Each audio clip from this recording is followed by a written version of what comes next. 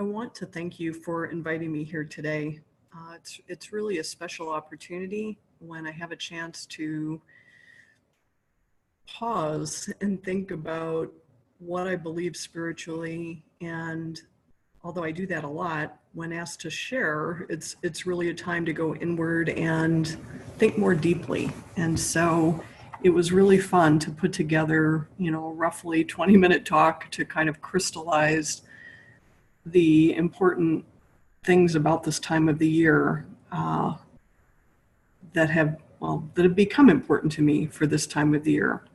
So what I want to start with is just a story. And, I think all of us probably have this in common, receiving gifts as children or perhaps even as adults around the holiday time. And the story that I'd like to tell you is about the puzzle maker.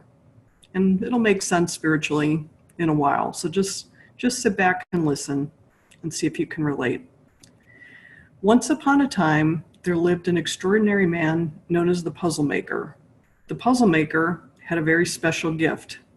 He could paint the most beautiful, magical pictures anyone had ever seen.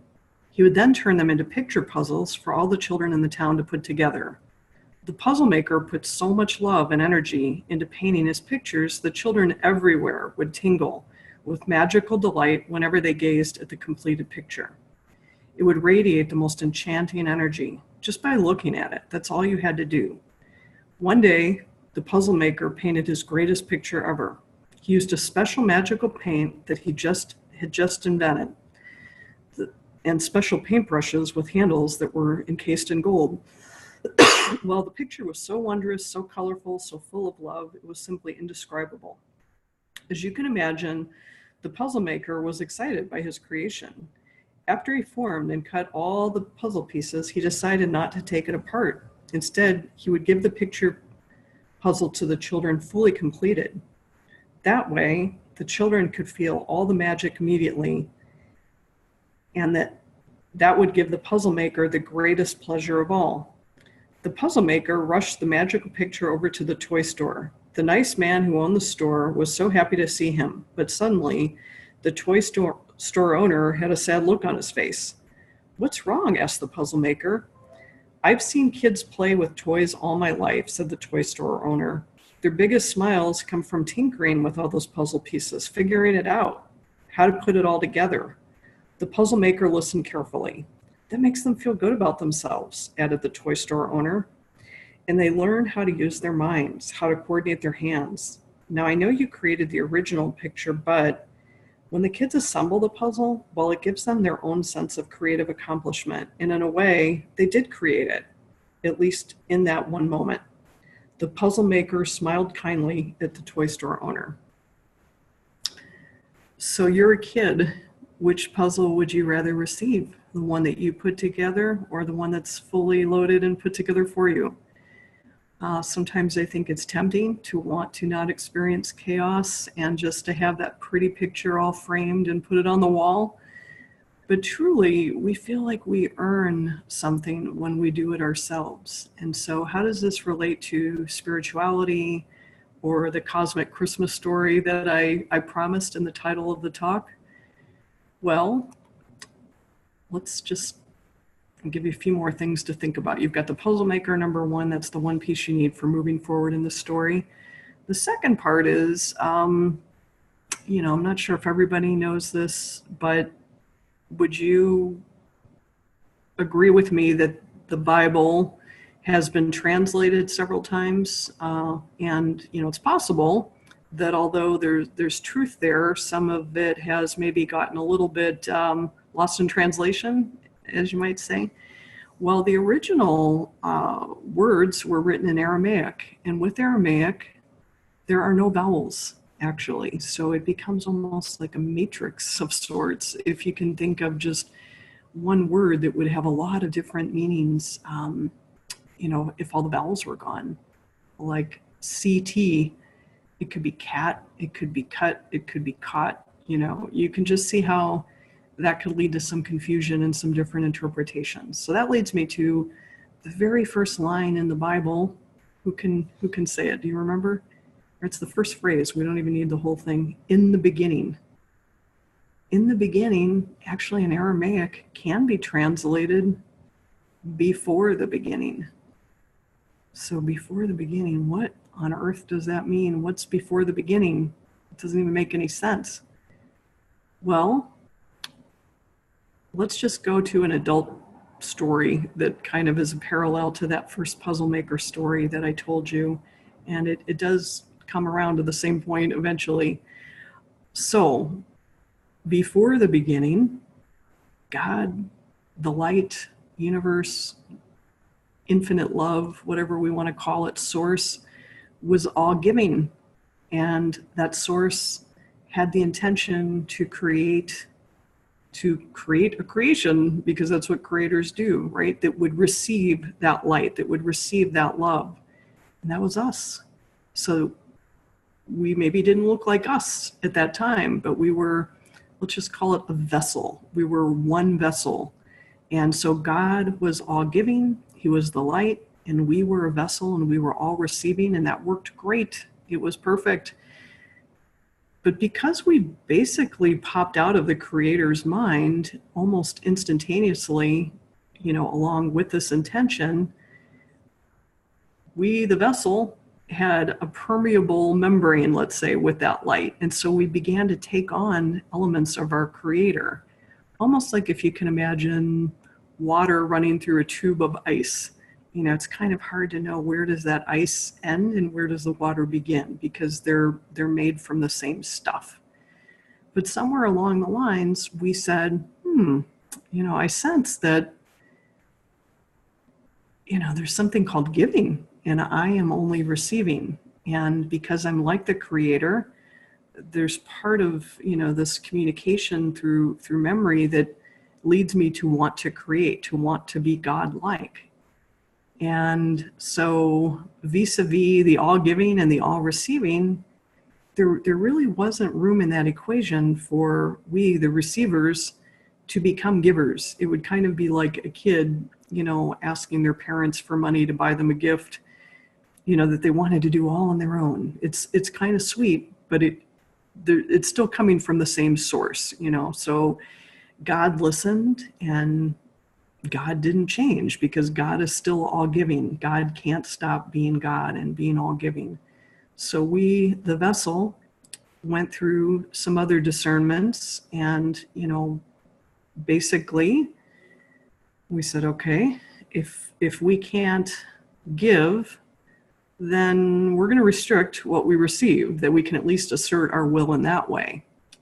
So we kind of just ignored some of the light and accepted the light on condition that we would be giving it to our own creation.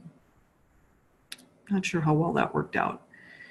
In any case, what happened eventually was we just said, we don't want to receive this light. We want to be the givers. And God had to say, that it's not possible, but I give you free will, like the puzzle. You can work out the puzzle yourself. So I am going to create the most gigantic puzzle for you.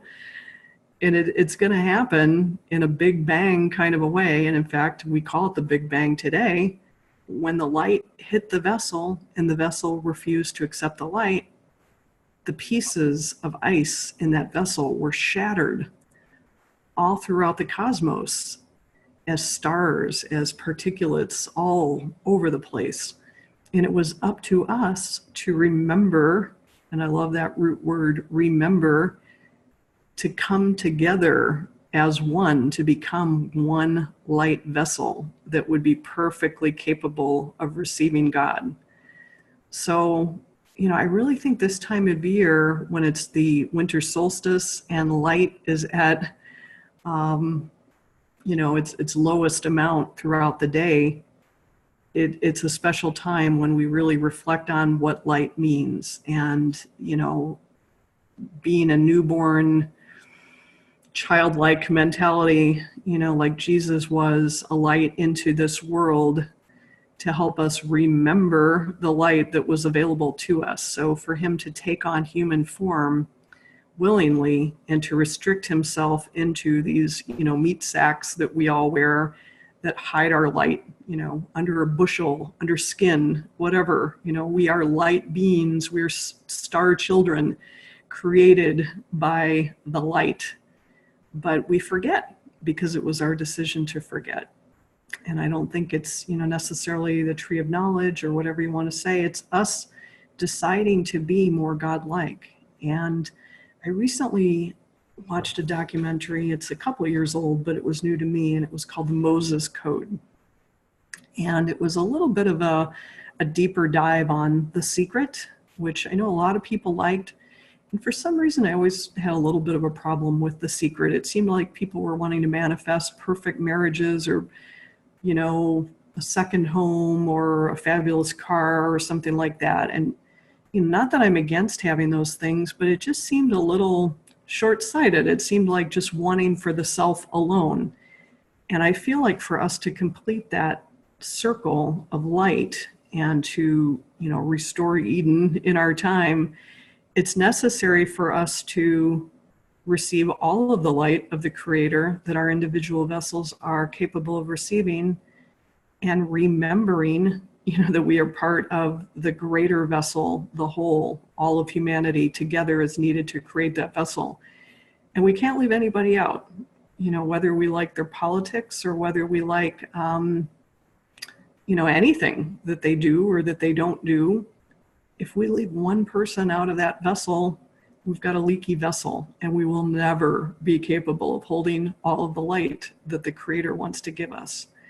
So I think, just rethinking what do we believe about giving and receiving? Is it always really better to give than to receive?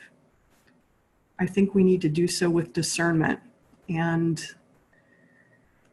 how do we discern, how to put that vessel back together? Well, I think it begins with us solving our own puzzle of knowing ourselves and finding out our role in, remembering the vessel. Not knowing the rules of the game necessarily when we're born, because each of us, I believe, has a different role to play. This was quite a puzzle that the Creator threw at us, but we asked for it and we got it. So this year, to my astonishment, I've made some changes in my spirituality and adopted some, I don't want to call them beliefs, because I heard once that belief implies doubt, and I think that's true. I've tried on some spiritual precepts and they've worked for me so far. So that's kind of the way that I approach spirituality is I'll try it on and I'll use it as long as it's working. And when it ceases to work, then I'll let it go, when there's a new model that works. But what is working for me right now is actually something that has come to me through a process called human design. I don't know if you're aware of that model of thought, but it's I'm not sure exactly how old it is. I want to say maybe it was developed in the 90s. It's not terribly old, but it draws on principles of astrology, of the I Ching, of tarot, and Kabbalah. So I had been familiar with several of those, but certainly not all. And it is very, very complex. But beginning several months ago, I started a journey with a friend who is a teacher of human design. And she actually helped me understand my own human design, which led me to understand what I believe is my unique divine mission on this earth. And since waking up to that, I feel a quickening, an impulse within me that Paul Hawken, I believe, calls blessed unrest, that I just feel like I can't stop trying to fulfill this divine mission. And it's not because I'm trying to do something willful or because of my ego, but perhaps for the first time, I feel more confident than ever that I'm in alignment with God's plan for me. And so really my plan becomes pretty easy. It's just to follow the clues to my own puzzle and accept, God's help as I make my way. And so, I'm flawed. I have an ego. It's not as if I've become this divine, being by any means. I'm certainly not suggesting that. But though ego, I do believe, is bad, doesn't mean it's not useful. It can serve to show us some of our shadow parts. And the shadow parts are the places where, we most need the light and we most need each other. So it really is helpful for me to be with other light beings on my journey that can acknowledge that we all have shadow selves and that we all need each other's light to help restore, that original vessel. So I don't know if this is making complete sense, but, just in a nutshell, what I have determined for me is that, a couple of the highlights from human design, it would take hours, many hours to download the whole of what I've learned. But basically, I've discovered that I'm a manifester, and about 8% of people on Earth are manifestors. I always thought that everybody was like that they were, just do it kind of people. Well, that's not, in fact, true. There are other types. The vast majority of people out there are called generators. And those are the people that are kind of like the Energizer bunnies. They get up and they do and they do and they do every day. And, my wonderful husband is such a person. And he works, an 8 to 5 job every day. He's consistent. He has a relatively consistent amount of energy every day. And for so many, years, decades, I've felt less than because that's not the way I operate. And I felt a little ashamed, to admit that. I work in bursts. I get ideas and then I spend a lot of time going inward, just, I call it noodling, marinating, whatever, praying, thinking, journaling, whatever, about doing the thing that I have in mind. And then I feel like my strength is that I'm able to empower the idea that I believe is divinely inspired by attracting the right network of people that are many times manifestors to help me make manifest, this idea or this role. So in any case, there are other types. It's very interesting, and we don't have time to completely go into that today. But how does this relate to the winter solstice? How does this relate to the birth of Jesus? Well, it's a whole different story about the birth of Jesus. But I think there are quite a few documentaries and scholars that know more than I do that would probably say it's likely Jesus's birth didn't happen on December 25th. I'm a huge Jesus fan. I love Jesus. And I don't think it's really important exactly what day that he was born or why December 25th was claimed, as his birthday. I think it makes a lot of sense. It made sense to the church fathers who were trying to, develop some following for Christianity back in the early days to work with what was already in place. And the pagans already had, winter celebration based around the god Saturnalia or the god Saturn, I think it was called Saturnalia, that worshiped the sun and worshiped abundance. And they, put lights on their trees to keep the spirits away. And, the evergreen was a symbol of everlasting life. So really, Easter is much more in alignment with what was going on for Christmas than the birth of Jesus. I think Easter and Christmas could very easily be flip-flopped, but never mind. I think that the thing that it has in common is that we've got that opportunity to start our lives again with a beginner's mind, that childlike innocence of being reborn, into these bodies, knowing that we are spirit beings and accepting the light that is within us and taking that hero's journey like Jesus did, coming down to remind us of the light, remind us of the path to return to wholeness, to unity. And I think that's a beautiful opportunity. And I think right now the world needs light workers. And eventually I believe everybody will acknowledge their role as a light worker, but it will take critical mass of people to show the way. So I know that right here in this room and everybody that can hear my voice, most likely you are a light worker if you've made it this far and you're willing to step into your role as such. So I just urge you to find out what is in your human design, whether you do it through the actual program that's called human design or through inner reflection, journaling. I know that there's something within you, divinely inspired, that is ready to come forth and be part of restoring Eden, restoring paradise. We are all one. You know, space and time is really kind of an illusion. It's a puzzle that was put here for us so that we could decide to come back together and fully receive the light. So I think that, you know, it's been a tough year. We've had some darkness, we've had some chaos. And again, just because it's bad doesn't mean it's not useful. I think sometimes it takes periods of darkness and chaos for people to really value coming together and value, you know, finding their unique purpose and their identity. So I think there's no time like the present.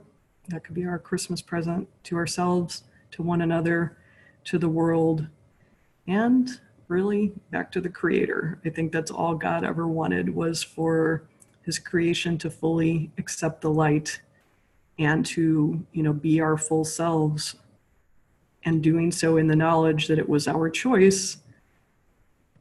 You know, what parent wouldn't want that, right? Okay, so Merry Christmas, Happy Holidays, Happy Hanukkah, Happy Kwanzaa, all of it. Everything good, peace, love,